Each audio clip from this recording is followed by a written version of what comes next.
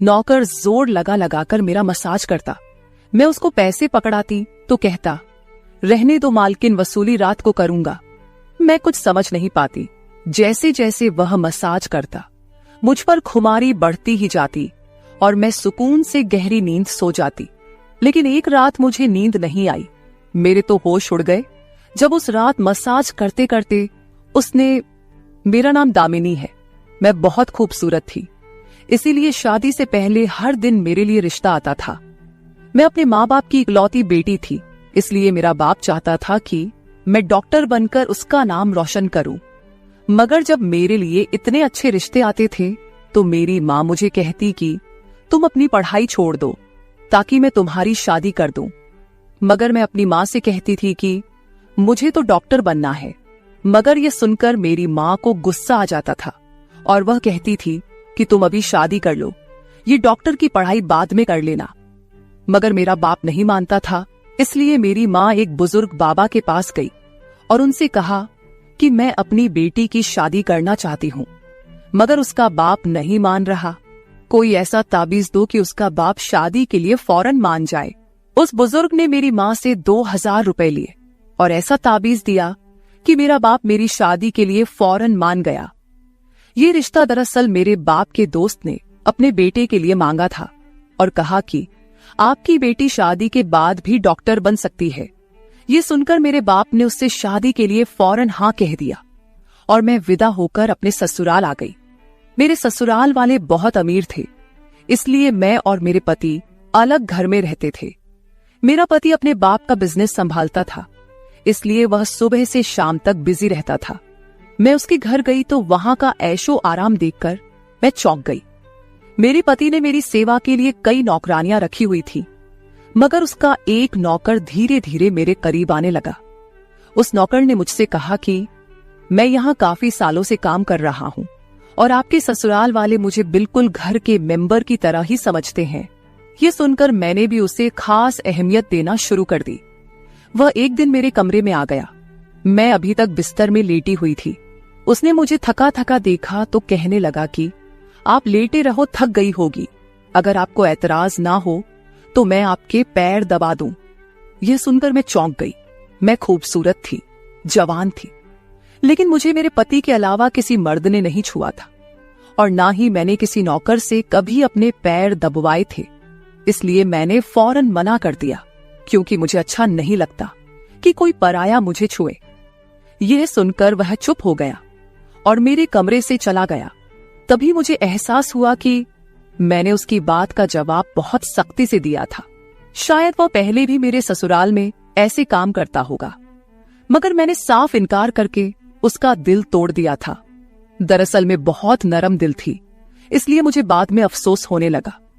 मैं उसके बारे में सोचने लगी कि यह नौकर तो काफी जवान और खूबसूरत है, मुझे इससे पैर नहीं दबवाना चाहिए था।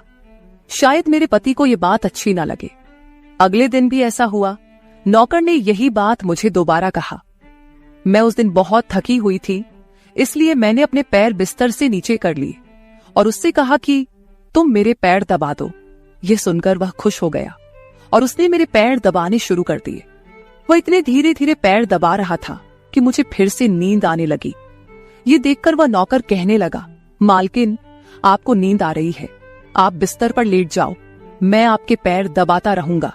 मैं जैसे मदहोशी में थी, इसलिए फौरन बिस्तर पर लेट गई। वह नौकर बिस्तर पर आ गया और मेरे पैर दबाने लगा।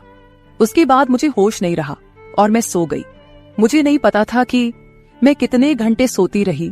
मेरी आंख खुली तो मैंने देखा कि वह नौकर अभी तक मेरे पैर दबा रहा था। ये देखकर मुझे उस पर तरस आ गया और मैंने हाथ बढ़ाकर अपना पर्स खोली और कुछ नोट निकाले और उस नौकर के हाथ में रख दिए। ये देखकर वह शर्माने लगा। मालकिन, आप मुझे पैसे देकर शर्मिंदा कर रही है, मेरी सैलरी अच्छी है, मुझे इन पैसों की जरूरत नहीं है। ये सुनकर मैंने उससे कहा कि यह पैसे तुम्हारी मेहनत के हैं। ये सुनकर उस नौकर ने मुझसे वह पैसे लिए और मेरे कमरे से निकल गया। मेरा पति रात को देर से आता था, इसलिए मैंने शाम को फिर उस नौकर को अपने कमरे में बुलाया और उसे कहा कि तुम्हारी मालिश से मुझे बहुत अच्छी नींद आती है, इसलिए जब तक मेरा पति घर नहीं आ जाता तब तक तुम मेरे कमरे में ही रहना। शायद नौकर को पैसे का लालच आ गया था, इसलिए वह मेरी बात सुनकर खुश हो गया और कहने लगा, मैं तो आपका मामूली सा नौकर हूं, जैसा आप कहोगे मैं वैसा ही करूंगा। आपके पैर दबाता रहूंगा ताकि आपकी थकान उतर जाए और आपको सुकून मिले। ये सुनकर मैंने उससे कहा कि तुम्हारे हाथों में जादू है, इसलिए तो मेरी सारी थकावट उतर जाती है। एक दिन नौकर ने मुझसे कहा कि आपकी सास भी कभी कभी मुझसे मसाज करवा लेती थी। ये सुनकर मैं चौंक गई। मुझे मेरी सास ऐसी नहीं लगती थी, मगर वह नौकर झूठ बोलने वाला नहीं लगता था। मुझे ससुराल आए 1 महीना होने वाला था, इसलिए मैंने नौकरों को परख लिया था। वह मुझे हर बात सच ही कहता था। मेरे घर में नौकरानियां भी काम करती थी, मगर वह झूठी और बेईमान थी। वह मुझसे जो बात सुन लेती थी उसे पूरे मोहल्ले में मशहूर कर देती थी, इसलिए मैं उन्हें अपने कमरे में नहीं आने देती। ये नौकर इस घर का पुराना नौकर था, इसलिए मैं उस पर भरोसा करती थी। नौकर भी मेरे कमरे में आता था, मगर अपनी नजरें झुकाकर रखता था। वह मेरे जिस्म को हाथ लगाता, मगर उसकी नीयत खराब न थी। ऐसा हर रात होता था। एक दिन मैंने अपने पति से कहा कि जब से हमारी शादी हुई है हम कहीं घूमने फिरने नहीं गए। ये सुनकर मेरे पति ने कहा कि जब से हमारी शादी हुई है तुम भी तो हर वक्त नींद में रहती हो। मैं रात को घर आता हूं तो तुम गहरी नींद में होती हो। दिन को मेरे पास वक्त नहीं होता और रात को मेरे घर आने से पहले तुम सो जाती हो। ये सुनकर मैं अपने दिल में सोचने लगी कि यह सब नौकर की मालिश की वजह से हो रहा था। मेरे पति की शिकायत सही थी। मुझे रोज रात को अपने पति के लिए जागना चाहिए था। उस दिन मैंने फैसला किया कि आज रात जब नौकर मुझे मालिश के लिए कहेगा तो मैं इनकार करूंगी, ताकि मुझे नींद ना आए और मैं अपने पति के आने तक जागती रहूं।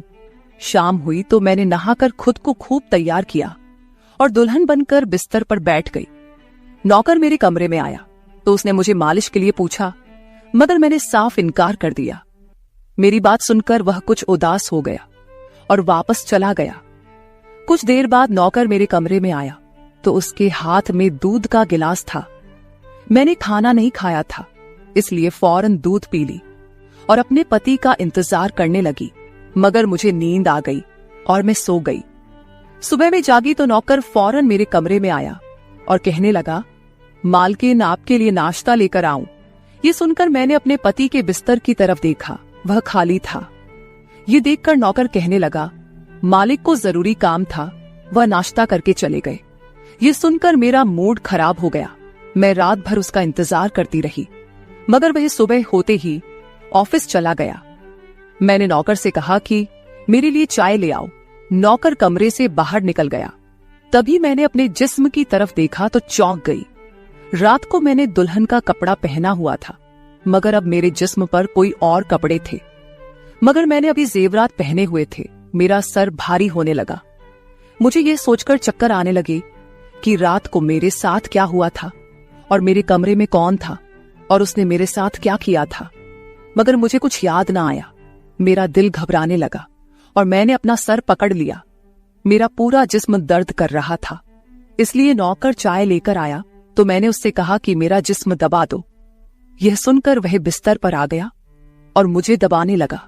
उस दिन मैं देर तक बिस्तर पर पड़ी रही। उस दिन मेरे पति अचानक घर आ गए। मैंने उसे देखा तो उस पर बरस पड़ी।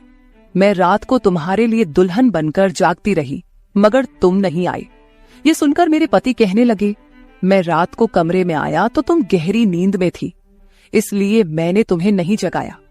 ये सुनकर मैं चौंक गई, मगर मेरे कपड़े किसने बदली किए और नींद पूरी होने के बावजूद मेरा जिस्म क्यों दर्द कर रहा है। मैं उलझ गई थी। मेरे पति कहने लगे, अच्छा ठीक है, मूड खराब करने की जरूरत नहीं है। मुझे आज रात एक काम के सिलसिले में बाहर जाना है, इसलिए देर हो जाएगी, मगर अभी मेरे पास 3-4 घंटा फ्री है। अगर तुम कहो तो हम अभी कहीं बाहर जा सकते हैं। ये सुनकर मेरा मूड खुद ब खुद ठीक हो गया और मैं सारी रात वाली बातों को भूलकर खुश हो गई। शादी के बाद यह पहला मौका था कि मैं अपने पति के साथ कहीं बाहर जा रही थी। मैं जल्दी जल्दी तैयार होने लगी, जबकि मेरा पति गाड़ी में बैठकर मेरा इंतजार करने लगा। उस वक्त नौकर मेरे कमरे में आ गया और मुझसे पूछा, मालकिन आप कहीं जा रही है क्या?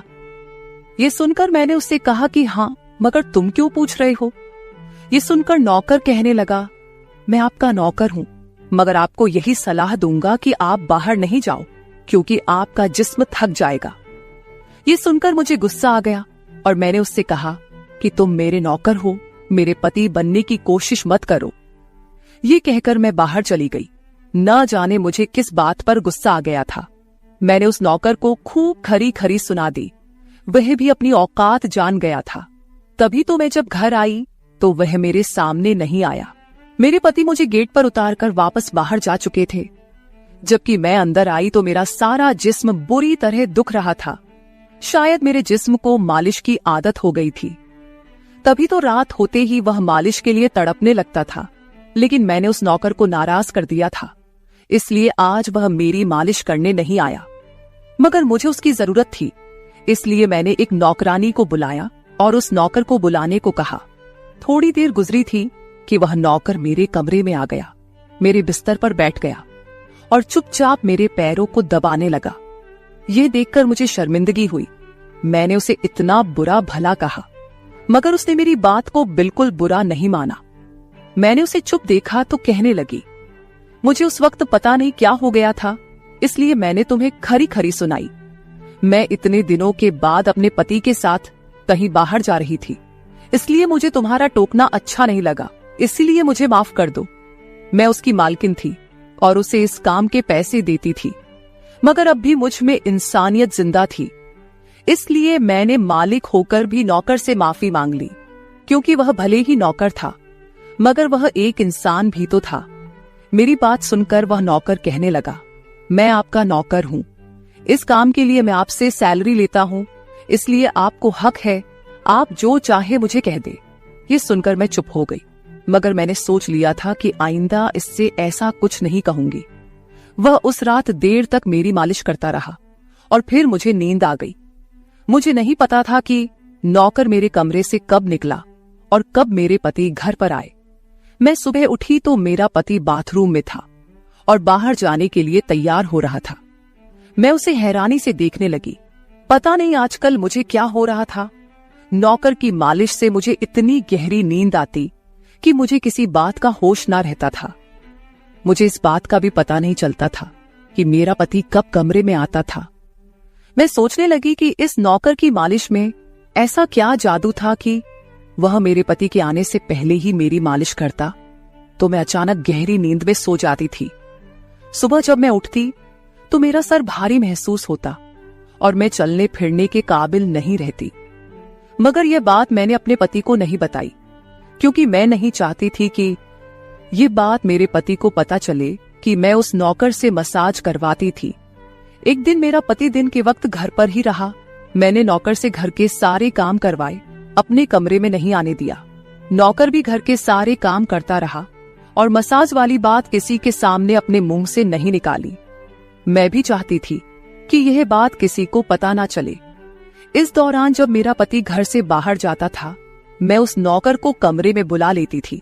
मगर एक दिन मेरा पति अचानक ही घर आ गया और मैं कमरे में थी। यह देखकर मैं बहुत घबरा गई और सोचा कि पति के आने से पहले नौकर को भगा दूं। मगर यह नौकर भी बड़ा समझदार था। मेरे पति के आने से पहले दूसरे काम पर लग गया और मेरे पति को कुछ पता नहीं चला। मैं मसाज घर की नौकरानियों से भी करवा सकती थी, मगर उस नौकर के हाथ में क्या जादू था कि मैं उसे हर रोज अपने कमरे में बुला लेती थी। मुझे पता नहीं क्या हो जा रहा था। जिस रात मैं नौकर से मसाज नहीं करवाती थी, उस रात मेरे पूरे जिस्म में दर्द हो जाता था। सुबह मैं जागती तो मेरा सर भारी हो जाता था और मुझे थकान भी हो जाती थी। एक रात मैंने नौकर से मालिश करवाई और गहरी नींद सो गई। सुबह मेरी आंख खुली तो फिर से मेरे कपड़े चेंज हो चुके थे। ये क्या माजरा था? ऐसा कौन करता था? क्या मेरा पति मेरे साथ ऐसा कर रहा था? मैं सोच में पड़ गई। मैंने शीशे के सामने जाकर देखा तो चौंक गई। मेरे पूरे जिस्म पर लाल निशान पड़ गए थे। यह कैसे निशान थे? मैं अपने जिस्म पर हाथ फेरने लगी। मैं जैसे उस निशान को मिटाना चाहती थी, मगर ऐसा न हुआ। अगले दिन फिर मैंने अपने जिस्म को देखा कि निशान खत्म होने के बजाय फैलने लगे थे। मैं घबरा गई। तभी मेरे कमरे में नौकर आ गया और उसने मुझे मालिश को कहा। मैं उस निशान को छुपाना चाहती थी, इसलिए उसे कहा कि आज तुम सिर्फ मेरे पैर दबा दो। उसने मुझसे कुछ नहीं पूछा, मगर मैं अंदर ही अंदर डर रही थी। किसी दिन मेरे पति ने यह निशान देख लिए तो मैं उसे क्या जवाब दूंगी। मैं ये सोच सोचकर थक चुकी थी, इसलिए मैंने तकिए पर पैर रख दिए। नौकर मेरा मसाज करने लगा। मेरी आंखें नींद से बंद होने लगी थी। तभी मुझे नौकर ने ऐसी बात कह दी जिसे सुनकर मेरे होश उड़ गए। उसने मुझसे कहा, मालकिन आप मुझे बहुत अच्छी लगती हो। मेरी आंखें बहुत बोझल होने लगी थी। मुझे उसकी बात समझ नहीं आई और फिर मैं गहरी नींद सो गई। सुबह मेरी आंख खुली तो मेरा पति भी बिस्तर में लेटा हुआ था। मेरा सर भारी हो रहा था और जिस्म दर्द से छूट रहा था, मगर उसके बावजूद मैं अपने पति के करीब गई और उसे धीरे से उस निशान के बारे में बता दिया। मैंने सोचा कि यह निशान बढ़ रहे थे, इसलिए मुझे यह बात अपने पति को बता देनी चाहिए।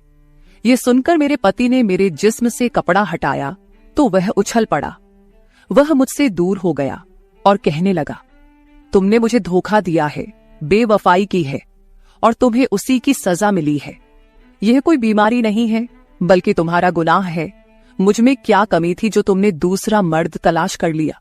मैं काम में बिजी था, मर तो नहीं गया था कि तुमने एक और चक्कर चला लिया। यह सुनकर मैं हक्का बक्का रह गई। मैंने उससे कहा कि यह आप कैसी बातें कर रहे हैं, मैं बेकसूर हूं। मगर मेरा पति हंसने लगा और कहने लगा, ये निशान बता रहे हैं कि तुम गुनहगार हो, इसीलिए मेरे घर से निकल जाओ, मैं तुम्हें तलाक के पेपर भेज दूंगा। उसने मुझे धक्के मार मार कर घर से निकाल दिया। मैं रोते हुए अपने माँ बाप के घर आ गई और उन्हें अपनी बेगुनाही का यकीन दिलाया। वे मेरे अपने थे, इसलिए उन्होंने यकीन कर लिया। उन्होंने कहा कि वह मेरे पति से बात करने जाएंगे, मगर उनके जाने से पहले ही तलाक के कागज आ गए और मेरी हंसती मुस्कुराती दुनिया उजड़ गई। मैं इसका जिम्मेदार किसको ठहराती? कोई भी तो नहीं था। मैं कई दिनों तक रोती रही। मुझे ऐसा लगने लगा था जैसे मैं मरने वाली थी। एक दिन मेरी माँ मेरे कमरे में आई और कहने लगी कि तुमसे कोई मिलने आया है। मैं भागकर गई कि शायद मेरे पति आए हो, उसे मेरी बेगुनाही का एहसास हो गया हो। मगर वहां मेरा पति नहीं था, बल्कि वही नौकर था जो उसके घर काम करता था। मैंने उसे आने का कारण पूछा तो वह कहने लगा, मैं आपके उन निशानों के बारे में जानता हूं। यह सुनकर मैं चौंक गई। मैंने उसको कसकर पकड़ा और उसके शर्ट का बटन एक झटके से खोल दिया। मुझे अब समझ आया कि मेरे पति ने मुझ पर इतने गंदे इल्जाम क्यों लगाए थे। ये कहकर मैंने नौकर के सीने पर मुक्के मारने शुरू कर दिए। मैंने कहा, ये निशान मेरे जिस्म पर कैसे आए? तुमने मसाज के बहाने मेरे साथ क्या क्या किया था? मुझे सच सच बताओ।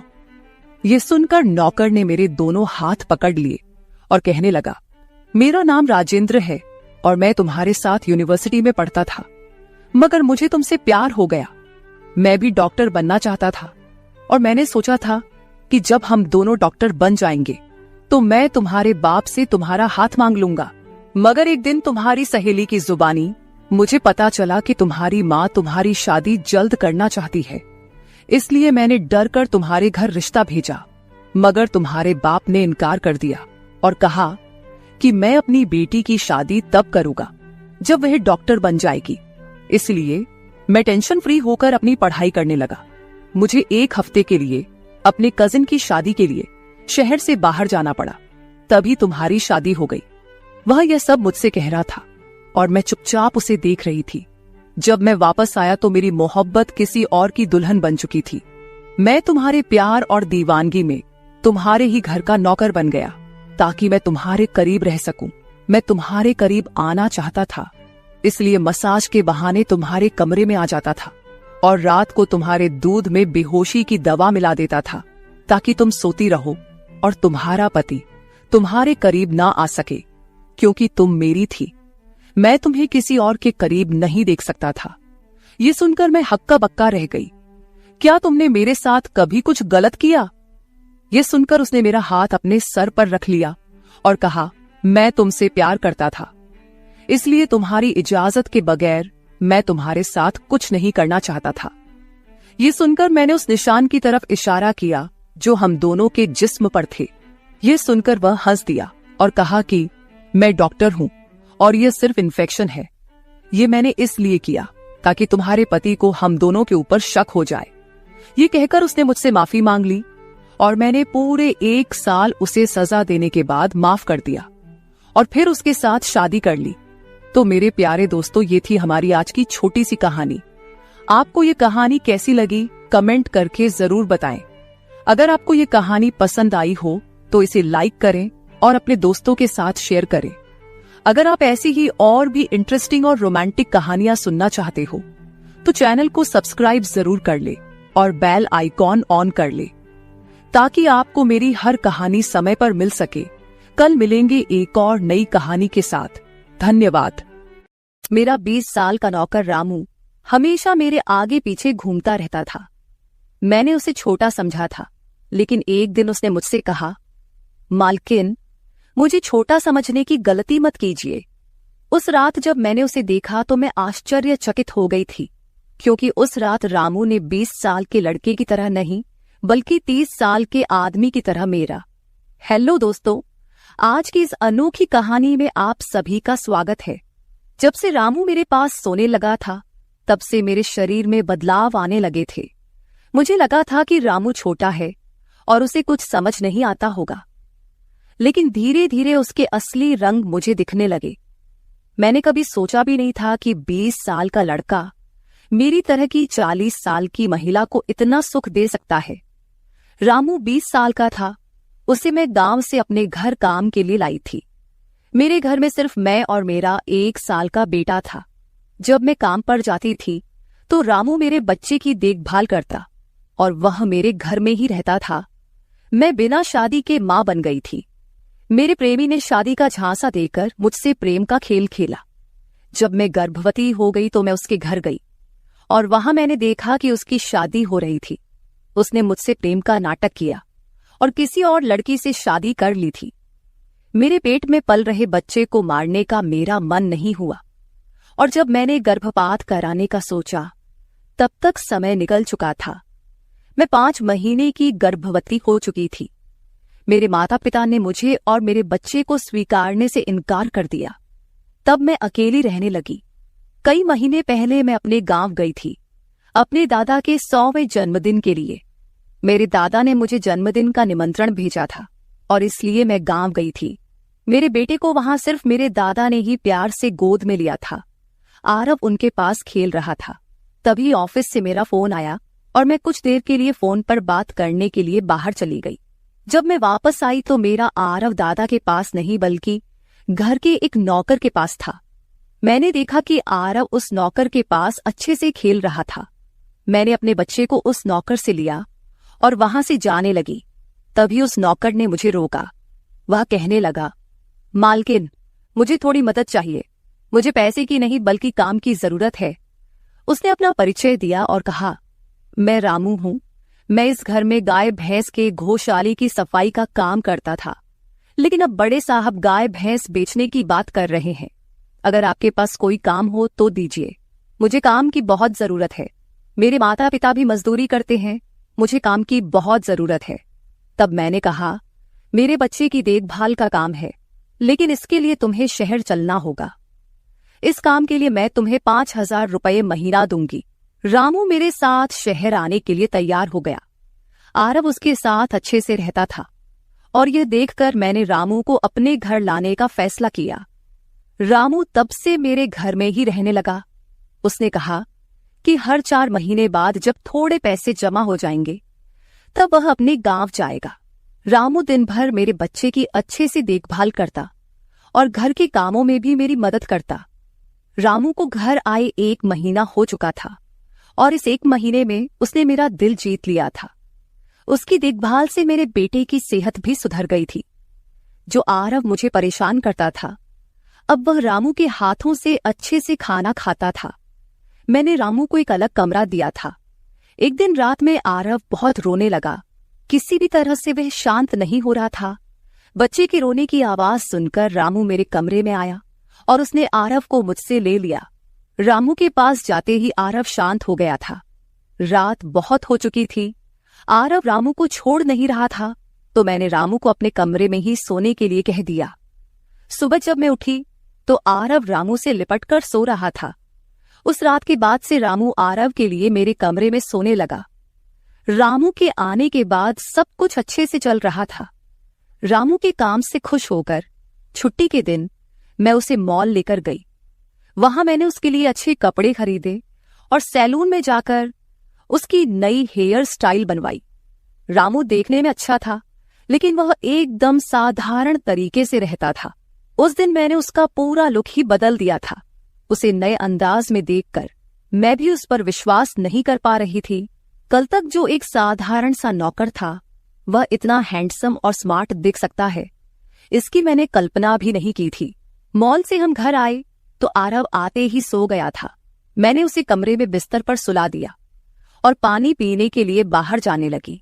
तभी रामू मेरे लिए पानी लेकर आया।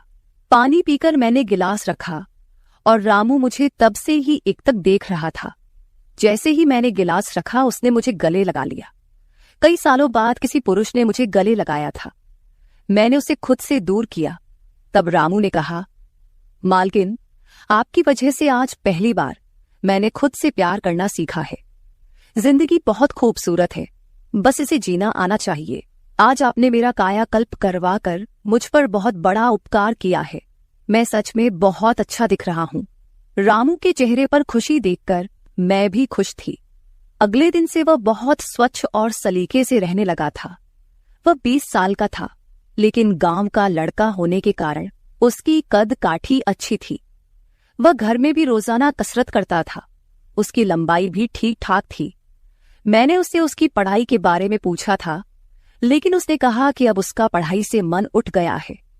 हर सुबह ऑफिस जाने से पहले मैं अपने बच्चे को दुलार कर ऑफिस के लिए निकलती थी। आज जब मैं ऑफिस के लिए निकलने से पहले आरव को चूमने गई, तब वह रामू की गोद में था। अचानक आरव ने अपनी गर्दन घुमाई और मेरे होंठ रामू के गाल पर जा लगे। मुझे बहुत शर्मिंदगी महसूस हुई। मैंने उससे माफी मांगी और ऑफिस के लिए निकल गई। शाम को जब मैं घर आई, तब भी मैं रामू की आंखों में नजर नहीं मिला पा रही थी। रामू ने आरव को खाना खिलाकर सुला दिया था। फिर हम दोनों ने साथ में खाना खाया। खाना खत्म करने के बाद मैं अपने कमरे में गई। वहां मैं अपनी दवाइयां ले रही थी। मुझे माइग्रेन की समस्या थी, उसी की दवा मैं ले रही थी। दवा लेने के बाद भी मेरा सिर बहुत दर्द कर रहा था। मैं अपने कमरे में सिर पकड़कर बैठी हुई थी। कुछ देर बाद रामू कमरे में आया। मुझे इस हाल में देखकर उसने पूछा कि क्या हुआ। जैसे ही उसे पता चला कि मेरा सिर दर्द कर रहा है, उसने मेरे सिर की मालिश शुरू कर दी। रामू की मालिश से मुझे आराम मिल रहा था। धीरे धीरे मुझे गहरी नींद आने लगी।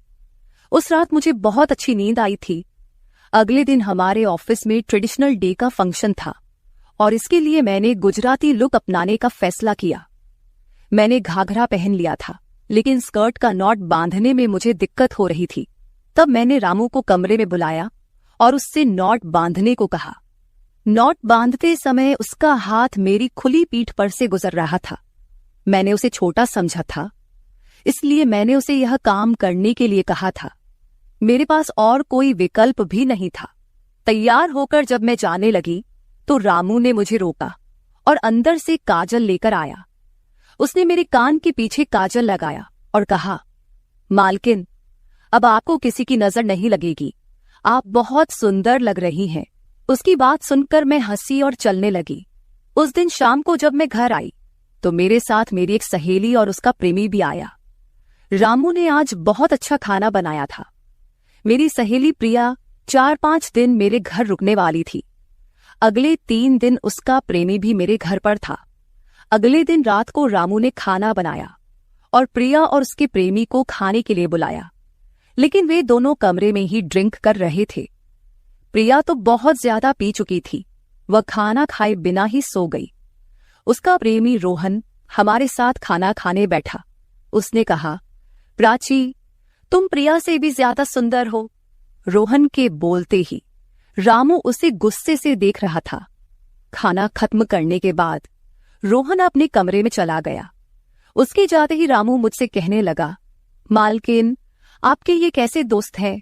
मुझे उस आदमी की बात बिल्कुल भी अच्छी नहीं लगी।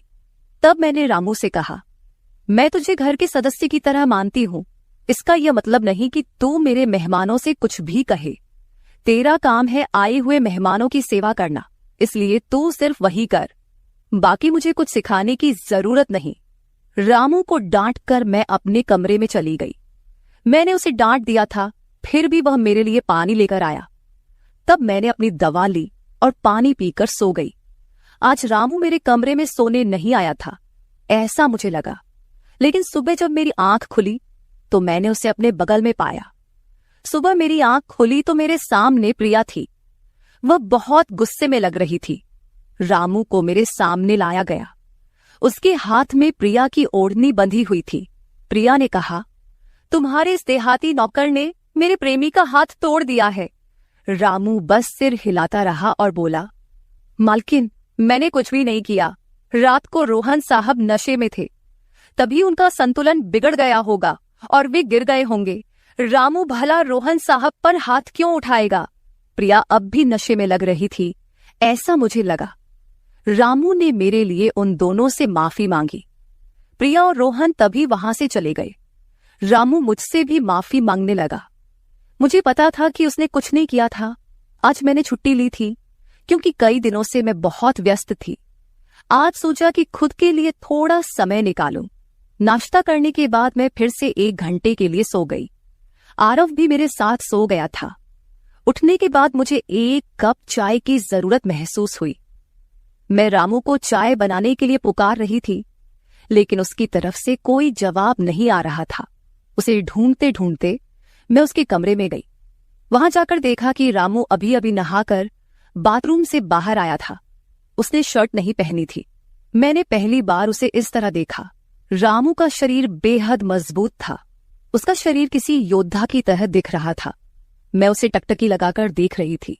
मुझे उस वक्त कोई होश नहीं था। कई सालों बाद मैं किसी जवान पुरुष को इस तरह बिना कपड़ों के देख रही थी। मैं उसे टकटकी लगाए देख रही थी। तभी रामू ने मुझे आवाज दी। वह मेरे सामने शर्ट पहनकर खड़ा था, फिर भी मैं अपनी सुध-बुध खोए उसे देख रही थी। उसने मेरी आंखों के सामने चुटकी बजाई। तब मैं होश में आई और उससे कहा कि मेरे लिए चाय बना दे। आज घर में ही थोड़ा खुद का स्किन केयर करने का सोचा, इसलिए दोपहर के समय मैं अपने कमरे में अपना पार्लर चलाने लगी। उस समय मैंने शॉर्ट्स और गाउन पहन रखा था और मैं अपने पैरों का वैक्सिंग कर रही थी। वैक्सिंग करते समय गलती से मैंने थोड़ा ज्यादा गर्म वैक्स अपने पैर पर लगा लिया, जिससे जलन हुई और मेरे मुंह से तेज आवाज निकल गई। मेरी आवाज सुनकर रामू दौड़ता हुआ मेरे कमरे में आया। उसने मेरे जले हुए पैर को देखा। उसने मेरे पैर से गर्म वैक्स हटाया और वहां क्रीम लगा दी। उसके हाथ बार बार मेरे पैर पर अनजाने में फिर रहे थे और उस वक्त मेरे मन में जो भावनाएं उत्पन्न हो रही थीं, उन्हें व्यक्त करना मेरे लिए मुश्किल हो रहा था। रामू की नजर मुझ पर पड़ते ही मैं दर्द से कराह उठी। मुझे इस हालत में देखकर उसने कहा, भाई साहब, अब आप बस आराम से लेट जाइए। आपको जो भी करना है मुझे बताइए, मैं आपकी मदद कर दूंगा। मैंने उसे मेरे दूसरे पैर का वैक्सिंग करने को कहा। रामू ने जैसा मैंने बताया वैसा ही किया। उसने मेरे चेहरे की मसाज भी कर दी। उसके स्पर्श से मुझे बहुत आराम मिला। आज का छुट्टी का दिन मेरे लिए आरामदायक बीता। रामू में हर गुण भरा हुआ था। वह किसी भी काम में पीछे नहीं था। आज रात मैंने उसे मेरे कमरे में सोने के लिए मना कर दिया। दिन भर मैं घर में नहीं होती, कम से कम रात को तो मुझे मेरे बच्चे के साथ अकेले समय बिताना चाहिए। हर बार रामू का आना मुझे पसंद नहीं था, इसलिए मैंने उसे कमरे में सोने के लिए मना कर दिया। इस तरह दिन बीतने लगे। कुछ दिनों तक रामू के बिना आरव रात को सो नहीं पाता था, लेकिन धीरे धीरे उसने रोना बंद कर दिया। मुझे अपने अंदर कुछ बदलाव महसूस होने लगे थे। सुबह उठते ही मेरा शरीर बहुत दुखने लगता था। अचानक ये सब क्यों हो रहा है, समझ नहीं आ रहा था। कुछ दिनों में मेरी शारीरिक पीड़ा इतनी बढ़ गई कि मुझे बिस्तर से उठने की भी इच्छा नहीं होती थी। तब मैंने ऑफिस से 1 हफ्ते की छुट्टी ले ली। कुछ दिनों आराम किया, शायद थोड़ा ठीक हो जाऊं। अब पूरा वक्त आरव रामू के साथ रहता था। जब उसे भूख लगती तो वह बीच बीच में मेरे पास आ जाता। आज मैं अपनी कमर पकड़कर बैठी थी। रात को रामू पानी लेकर मेरे कमरे में आया। मेरी कमर पर हाथ देखकर उसने समझ लिया कि मुझे बहुत तकलीफ हो रही है। रामू ने कहा, भाई साहब, अगर आपको कोई आपत्ति ना हो तो मैं आपकी कमर की मालिश कर देता हूं। मेरी कमर इतनी दुख रही थी कि मैंने उसकी मालिश के लिए हाँ कर दी, लेकिन उससे पहले मैंने अपने कमरे की लाइट बंद कर दी। छोटे 0 बल्ब की रोशनी में मेरी कमर उसे नहीं दिखेगी, इसलिए मैंने कमरे की बड़ी लाइट बंद करके 0 बल्ब जला दिया। वह जब मालिश कर रहा था मुझे बहुत आराम मिल रहा था। मालिश करने से मेरी पीड़ा जैसे झट से गायब हो गई थी। मालिश करते समय रामू ने मुझसे पूछा, भाई साहब, आपको आरव के पिता की कभी याद नहीं आती? आप इतनी सुंदर और जवान होकर भी अभी तक अकेली क्यों हैं? उसके सवाल का मेरे पास कोई सही उत्तर नहीं था। मैंने उससे कहा कि शायद तुम्हारे सवाल का उत्तर मेरे पास नहीं है। उस सवाल पर वहीं विराम लग गया। रामू की मालिश से मुझे अच्छी नींद आ गई थी। अगले 2 दिन बाद वह तारीख थी जब मैंने अपने प्रेमी से मुलाकात की थी। आखिर वह दिन आ ही गया। उस दिन मैंने दिन भर अपने मन को किसी न किसी काम में व्यस्त रखने की कोशिश की, लेकिन रात के अंधेरे में मुझे अपने प्रेमी की बहुत याद आ रही थी। आज वह मेरे साथ नहीं था, लेकिन वह मेरे बच्चे का पिता था। आरव को देखकर मुझे रोज उसकी याद आती थी और आज मैं अपनी भावनाओं को छुपा नहीं पाई। मैं अपने कमरे में जोर जोर से रोने लगी।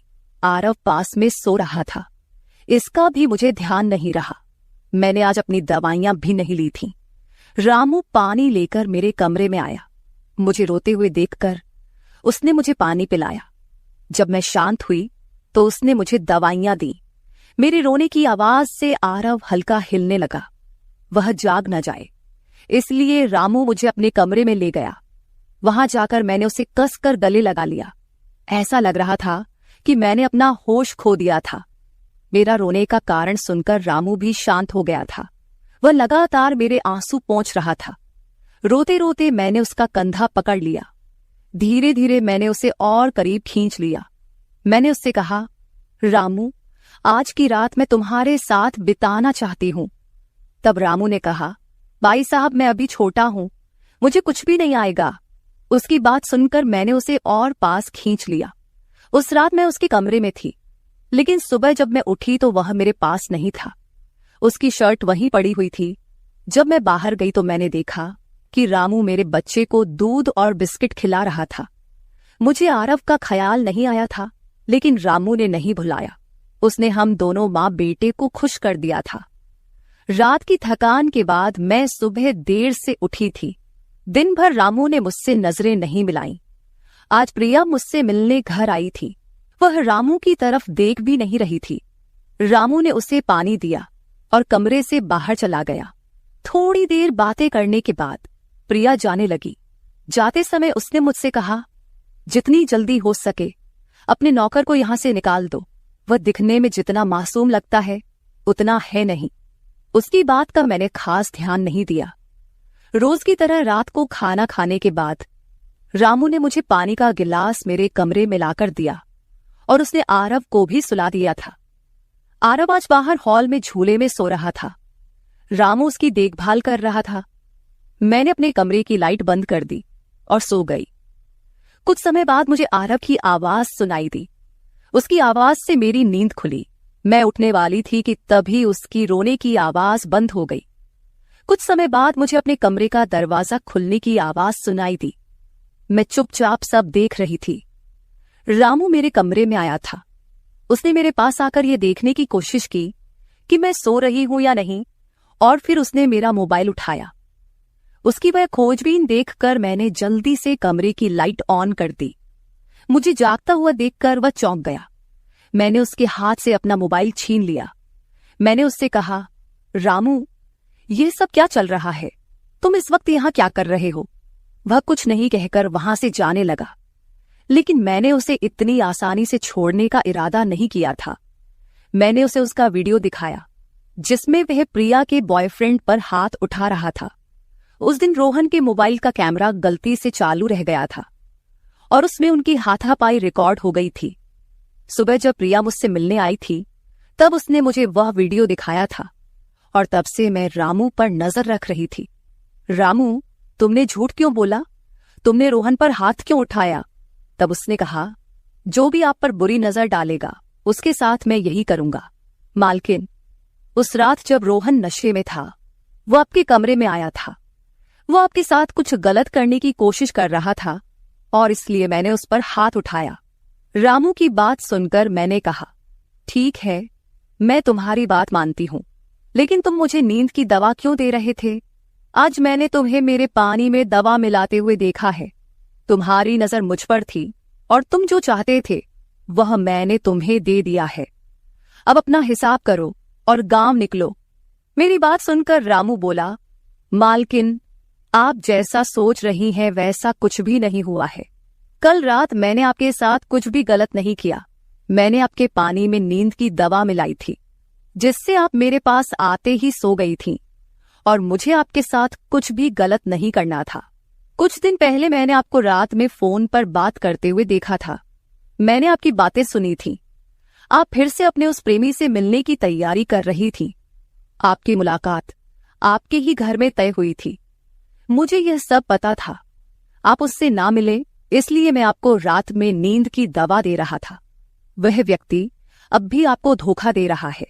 वह आपसे झूठ बोल रहा है। वह आपके बच्चे को आपसे छीनने के लिए आपके करीब आ रहा है।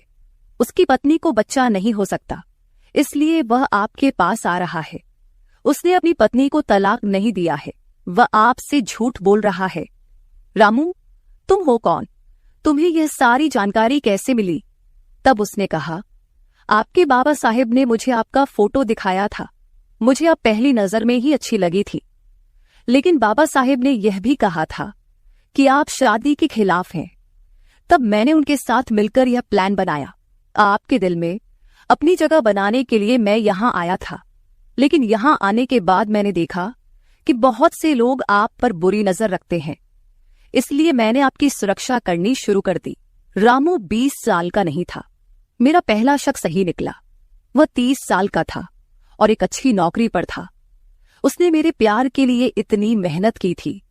रामू ने मेरे प्रेमी के बारे में जो भी कहा था वह सब सच था। रामू ने मेरे प्रेमी की सारी जानकारी सही निकाली थी। रामू जैसा ईमानदार पति और मेरे बच्चे का पिता मिलना मेरे लिए बहुत बड़ी बात थी। मैं अपने प्रेमी के धोखे के जाल में फंसने से बच गई थी। आज मैं विक्रांत उर्फ रामू के साथ बहुत खुश हूं। वह मुझसे और मेरे बच्चे से बहुत प्यार करता है। मेरे बाबा साहिब की वजह से आज मेरा परिवार शुरू हुआ।